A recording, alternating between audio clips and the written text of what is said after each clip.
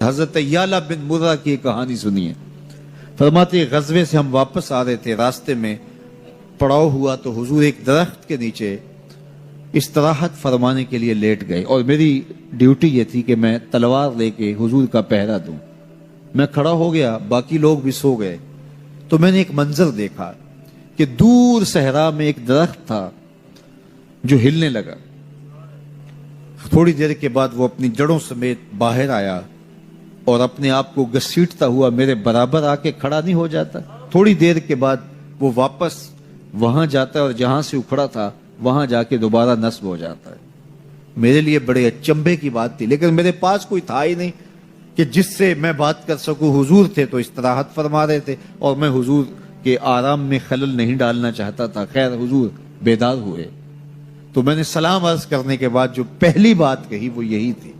میں نے کہا حضور وہ جو سامنے درخت ہے تھوڑی دیر پہلے وہ اپنی جگہ سے اکھڑا تھا، شاخوں کے بل اپنے آپ کو گھسیٹتا ہوا یہاں پہنچا، پھر میرے برابر آ کے کھڑا ہو گیا، پھر تھوڑی دیر کے بعد واپس وہاں جا کے نصب ہو گیا. یہ جب کہانی سنائی تو میرے حضور نے تعجب نہیں کیا. اچھا کیسے ہوا، کیسے آیا، کتنا وقت لگا، کتنی دیر ہوئی، کوئی سوال نہیں کیا، بلکہ فرمایا ہاذہ شجرۃ استاذنت ربھا. فرمایا یعلا بن مرہ یہ درخت ہے، اس نے رب سے اجازت چاہی تھی کہ مالک تیرا محبوب نیڑے آیا ہے، سلام نہ کر رہا ہوں. فآذن لہا، اللہ نے اس کو اذن دے دیا تھا، یہ مجھے سلام کرنے کے لیے آیا تھا. درختوں کے کلیجے بھی تڑپتے ہیں کہ حضور کو سلام کیا جائے. وہ کہانی تو آپ نہیں بھول سکتے جب ایک اعرابی نے کہا کہ حضور میں آپ کو نبی تب مانوں گا اگر وہ درخت آپ کی نبوت کی گواہی دے گا، آپ اگر اس کو بلائیں گے. تو میرے حضور فرماتے ہیں میں نے کیا بلانا، جا کے تو ہی کہہ دے تجھے اللہ کا رسول بلا رہا ہے. درخت اپنے آپ کو گھسیٹتا ہوا حضور علیہ السلام کی خدمت میں حاضر ہو جاتا ہے. درخت مان رہے ہیں، چاند کا کلیجہ شک ہو رہا ہے، پتھر کلمے بول رہے ہیں. حضور کے عشق میں کائنات کے ایک ایک ذرے کا دل دھڑک رہا ہے. وہ کیا کسی نے کہا تھا زمین جل رہی ہے، آسمان جل رہا ہے، محبت میں سارا جہاں جل رہا ہے.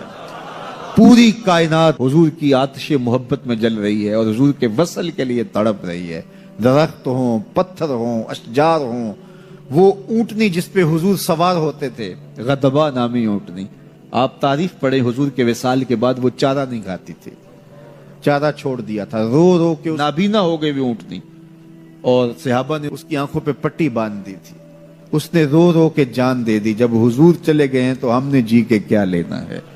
آپ نے محبت کی لوگ داستانیں سنی ہوں گی، محبوں نے محبوبوں کے لیے کیا کچھ کیا، نہریں کھودی، تکلیفیں سہی، اذیتوں سے گزرے، سولیوں پہ چڑھ گئے.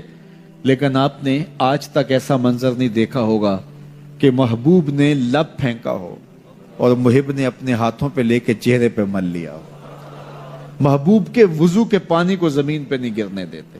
عروہ بن مسعود صلح حدیبیہ کے موقع پر واپس جب گیا تو اس نے قریش مکہ کو جا کے کہا میں تمہاری جانب سے سفیر بن کے بڑے بڑے بادشاہوں کے درباروں میں گیا ہوں، واللہ اصحاب محمد کو جو میں نے محمد صلی اللہ علیہ وسلم کی تعظیم کرتے ہوئے دیکھا ہے، واللہ آج تک کسی بادشاہ کی بھی وہ تعظیم ہوتے ہوئے نہیں دیکھی. اور جو ان کا لعاب زمین پہ نہیں گرنے دیتے، ان کے وضو کا پانی نہیں زمین پہ گرنے دیتے، وہ ان کا خون کیسے گرنے دے. تو جنگ کا ارادہ ترک کر دو. تاریخ بتاتی ہے صلح حدیبیہ کے بعد سیدھا فتح مکہ ہوا ہے. قریش کے ساتھ پھر کوئی جنگ نہیں ہوئی، اس لیے کہ ان کے دلوں پر ایک رعب بیٹھ گیا تھا. جب امت نبی کی تعظیم اور تکریم بجا لاتی ہے تو بتائیے کہ پھر اس امت کو تسخیر کیا جا سکتا ہے؟ وہ ناقابل تسخیر. جب امت اپنے نبی کی تعظیم نہ کر سکے تو پھر اس کو جس طرح چاہو جو ہے وہ مسخر کر لو.